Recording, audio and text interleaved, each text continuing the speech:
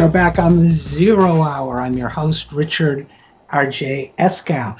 Just a week or two ago, I was telling a novelist friend that I don't bring people on the show to discuss novels usually, unless there's a compelling reason to do so. And here I am bringing a person on the show to talk about a novel, but there are multiple compelling reasons to do so.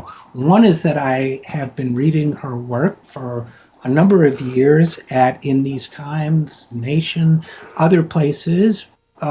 Two is that I find the story of the book, the history of the book, as I understand it anyway, to be compelling and worthy of discussion. The topic is political in nature. And four, I'm reading it right now and finding it a really good read, as they say. So without any further ado, let me introduce Sarah Lazare. Sarah is a web editor and reporter for In These Times magazine. She's also a freelance journalist. I've seen her work elsewhere as well. And the book is entitled Testimony, which she co-authored with her late father, Peter Lazare. It is coming out shortly, if it's not out already. And without any further ado, Sarah Lazare, thanks for coming on the program. Thank you for having me. Thank you for bending your rule about novel author. For you, anytime. And so this book, as I understand it, your dad passed away in 2018. And first of all, I'm sorry for your loss. I know how hard it is to lose a parent. And this was a book he'd been working on. I think he worked for the State Commerce Commission or something, and this was a kind of labor of love of his. I mean, tell us the story a little bit, if you would. Yeah, so my dad passed away in 2018 with the first draft of a novel. My dad was an excellent writer. He actually taught me everything that I know about writing, and he was always my favorite editor. And he had been working on the book for several years. The original draft from him spanned a lot of ground. It wasn't just about the story that's captured in Testimony. It was about a lot of other subject matter as well. And after he died, a few months later, I decided to go through the book. And I loved all of it, but buried within it was this very compelling thriller. So after discussing it with my partner, I thought it made sense to really hone in on the thriller component of it and try to build out from there. So I spent 2 years following his death, adding to and editing the manuscript, viewing it as a writing collaboration. And the result is Testimony, which I like to call it a regulatory noir. It's about the monopolization of power utilities and how incredibly harmful that monopolization is. Staggering amounts of dispossession and exploitation result. And what we tried to do is take something that isn't often seen as very thrilling, which is the corporate capture of utilities regulation, and try to use the thriller genre to make the case that it's actually incredibly important and incredibly high stakes. And we do that against the backdrop of a post 9/11 small city conspiracy. It's such a cool idea. I love that. And just before we go on into the book itself, just the story of writing it. Is your mom still living? And if so, what did she think about this idea of re-engineering it into a thriller? She was really supportive. I mean, she was the first person I talked to and got a blessing from for the story. And so what our process looks like is I would give myself the deadline of every week, try to work on one chapter. And so I would go through, take what my dad had written, and then, adjust it, change it. So one of the big changes I made is that when my dad wrote the initial draft, it wasn't set in a particular time period. And I was the person who set it in 2002, so during the height of war on terror hysteria. And I added that layer of war on terror jingoism.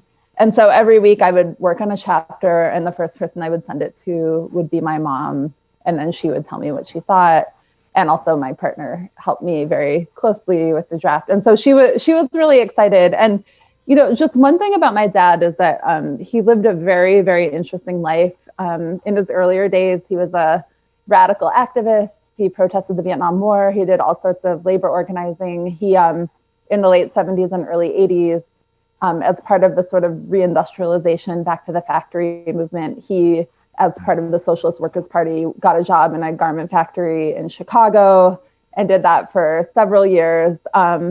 He was always a very critically minded thinker and an independent thinker. And he found aspects of that experience, especially the work in the garment factory, to be pretty tough, and it caused him to sort of constantly question his beliefs. And then after a lot of questioning, he got a job at the Illinois Commerce Commission. And he and I had endless political conversations. I think that he never lost his radical critique of society, but he had constant questions about whether a better world is possible. And so one of the things I hope that the book captured was our constant conversations about that very question.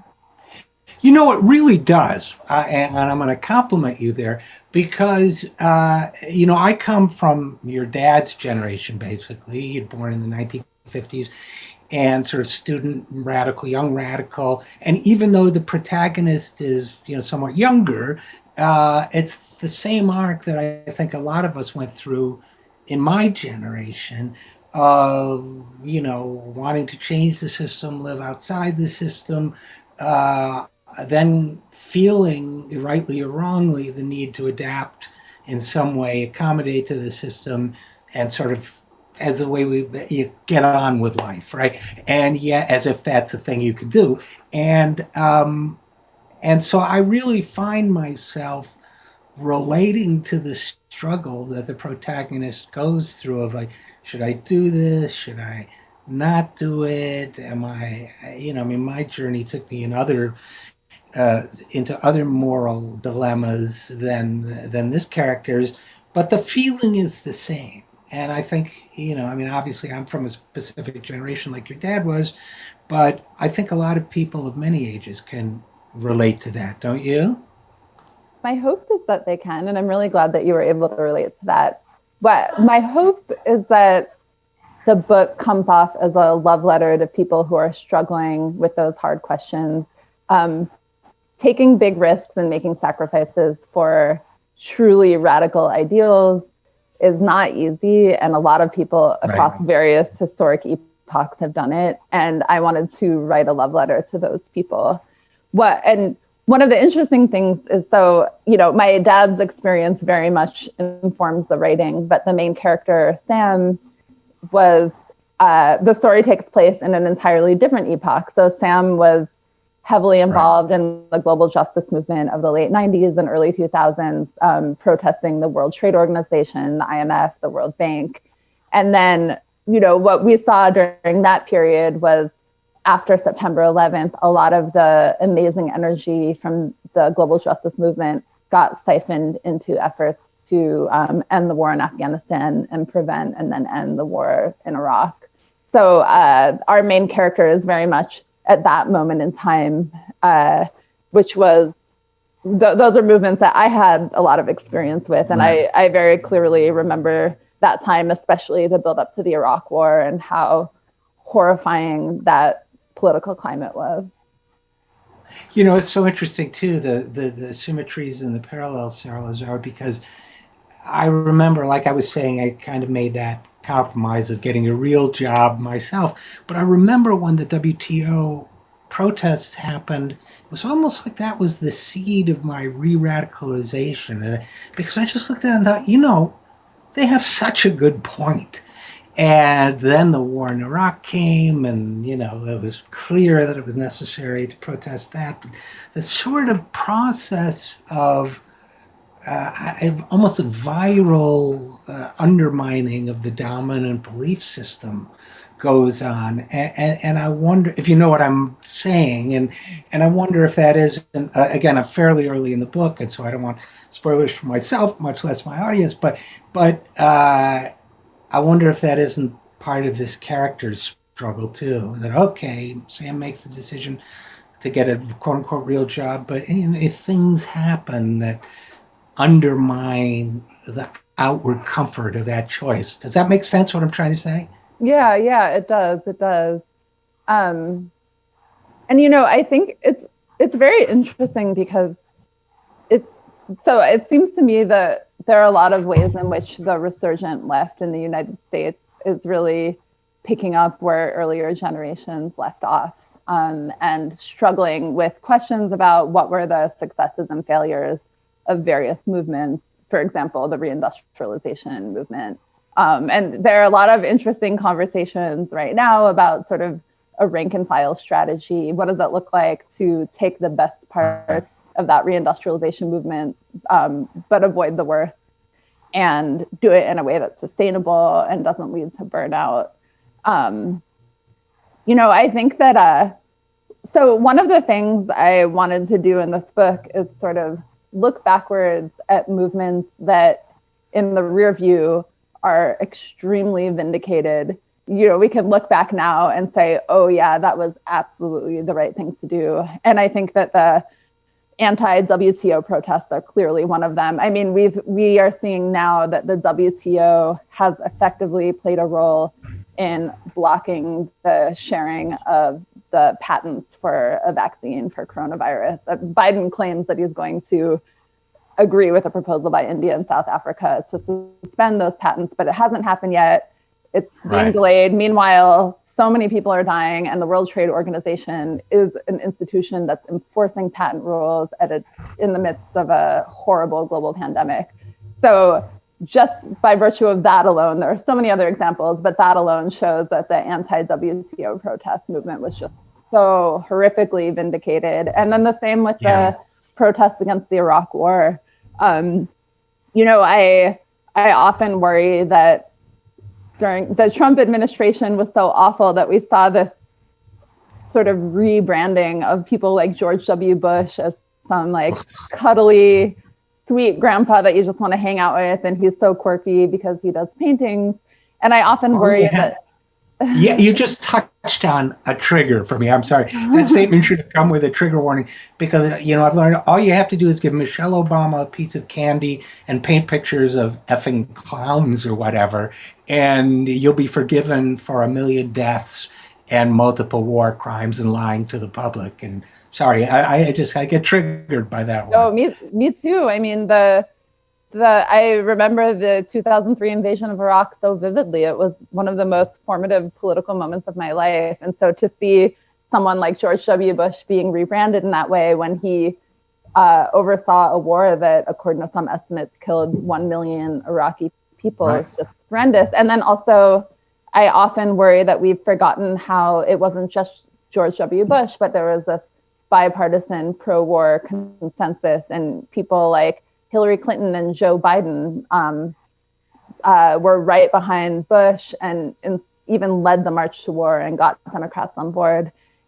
But then we also have these giant global protest movements that were so energized and powerful, coordinated, international days of action, so many people from all different walks of life out on the streets. And in retrospect, those movements were also extremely vindicated. So I thought it was interesting to look at someone struggling with burnout and struggling with loss of faith when the reader can tell in retrospect that those movements were actually absolutely the right thing to be a part of. Yeah, and when it happens in real life, as it does to your protagonist, the protagonist for you and your dad, when it happens in real life, it's not the flicking of a switch, right? It's a kind of gradual realization. And I'm guessing, again, without spoilers, that the protagonist is probably put in a position of having to make a choice. And I'm always really impressed with people who, when they have to make a choice, make the right choice. Because it's not easy. I've never been in that position per se, but I can imagine it's not at all easy because to make the choice is to abandon the life you've chosen, right? And the illusions you've chosen to embrace to go along with it. What do you think? Yeah, absolutely. It is definitely not easy to, so the real test of political convictions is what are you willing to give up and what are you willing to sacrifice? And do you believe in this so much that you'll allow it to shape your life and shape major decisions? And But then also at the same time, can you have the flexibility to be constantly analyzing and constantly having your critical thinking cap on so that you can be reevaluating and asking, okay, this thing I'm committed to, how's it going? Does it still make sense for me to be doing it this way? Right. Is there some better way to do it? So all of that stuff is really hard. And I think my dad was definitely willing to walk the walk, but he also ultimately just came to sort of think that the approach that the Socialist Workers' Party had taken at that time had some pretty big flaws, and so he struggled with political questions and wanted to very much live by his political ideals, but had reached a point in life where he was questioning those ideals and questioning the analysis he had had a few years earlier. And that was, my dad was always a very curious, seeking person, and questions of sort of what will it take to create a better society were very much unresolved for him. And in our conversations, he always pushed me to be more specific, because his argument was that if you're going to ask people to take big risks to fight for a political vision, you better be very clear about what that political vision was. So he would often push me to be a little less vague, a little more specific. And that was something that he always nudged me about. That's really interesting, because that's good advice for all of us, I think. I never really thought about that aspect of it, being specific. And, the other thing to me, and I think it's implicit in the structure of the book and the protagonist, is I'm a big one for not judging those who don't agree with me, but rather seeking to make connection with them and bring them along to my point of view, hear what they have to say, hear what they're experiencing. And to me, I worked for Bernie Sanders. That was one of the things I admired most about him, was he didn't look down on Trump voters or whomever. He'd talk to anybody and he'd tell them, he argue with them and yell at them, voters, if he disagreed, but he would not dismiss them. And that to me is sort of implicit in the book too. And so I appreciate that. And one last question I wanted to ask you, Sarah, is I'm a fan of the old noir detective novels, Raymond Chandler and Dashiell Hammett, and all those old hard-boiled, although some of it does not stand the test of time in terms of political sensitivity but great writers, great stories. And there's a definite noir style to this book. Now, is that something you added that's my feeling, is there's a noir style to it. And is that something you added as you were kind of reworking it in this new shape?